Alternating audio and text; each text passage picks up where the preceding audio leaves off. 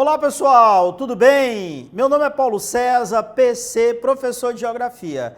Você sabe a diferença entre tempo e clima? Então, vamos à aula. O tempo ele é definido como sendo o estado médio da atmosfera numa dada porção de tempo e em determinado lugar. Alguns preferem também dizer que o tempo é a situação momentânea da atmosfera. Então, tempo ou estado médio da atmosfera em uma dada porção de tempo em determinado lugar ou a situação momentânea da atmosfera. Lembrando que as mudanças no tempo atmosférico, elas podem ocorrer de forma rápida.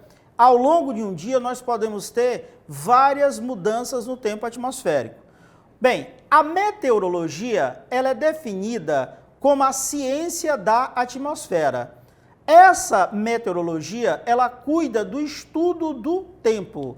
E você já deve ter observado que ela está cada vez mais precisa, ela tem um nível de acerto cada vez maior.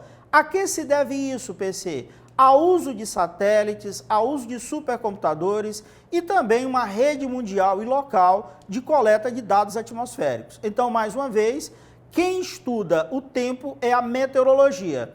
E através do estudo, através do serviço de meteorologia, é possível monitorar com antecedência vários fenômenos atmosféricos, pessoal, como nevasca, precipitação de granizo, passagem de ciclones ou tornados e chuvas.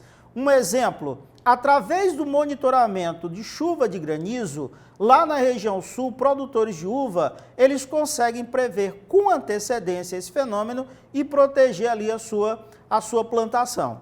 Bem, o clima, ele é a síntese do tempo num dado lugar durante um período de aproximadamente 30 a 35 anos. Algumas pessoas também preferem dizer que o clima é a situação momentânea da atmosfera. Então, síntese do tempo num determinado lugar, num período de aproximadamente 30 a 35 anos, ou situação momentânea da atmosfera. Lá no tempo, quem se encarrega do estudo é a meteorologia. Aqui nós temos a climatologia. Então, essa climatologia, ela corresponde ao estudo científico do clima. Utiliza técnicas estatísticas quando retira informações a respeito do clima e está baseada na meteorologia. Basta você pensar, se clima é uma sucessão habitual de estados de tempo, então eu vou precisar dos dados fornecidos pela meteorologia para saber se está ocorrendo ou não algum tipo de mudança climática.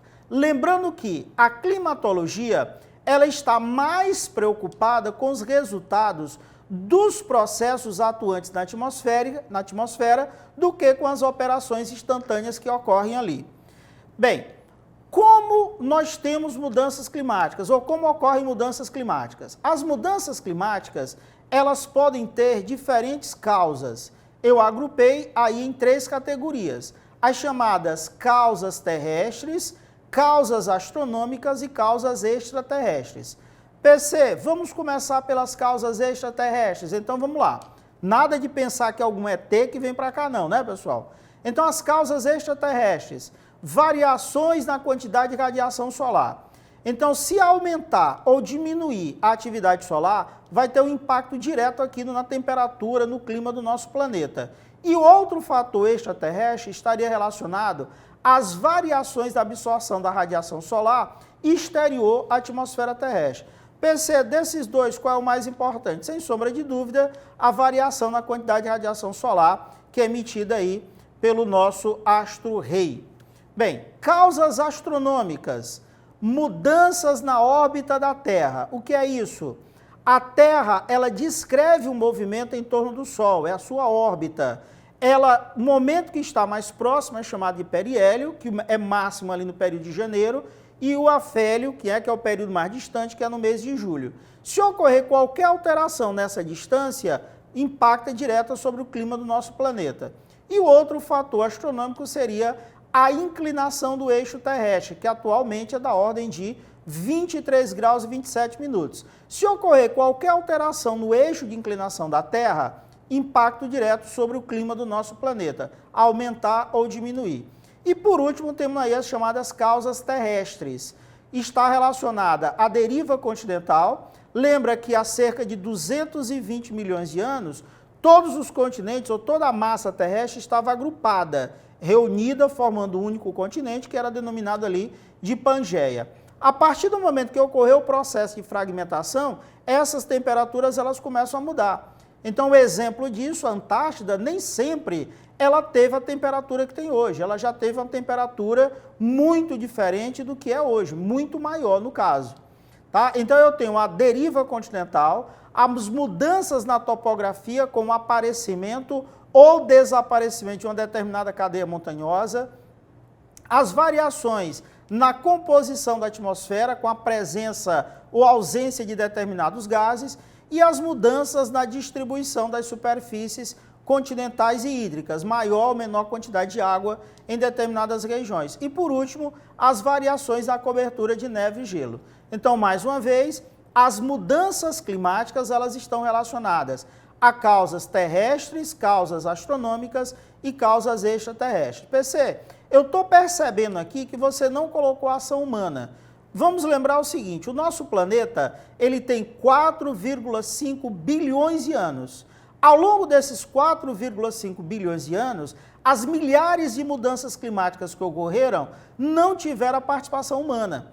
A participação humana como fator de mudança climática, especialmente a partir do século XVIII para cá, portanto, muito recente.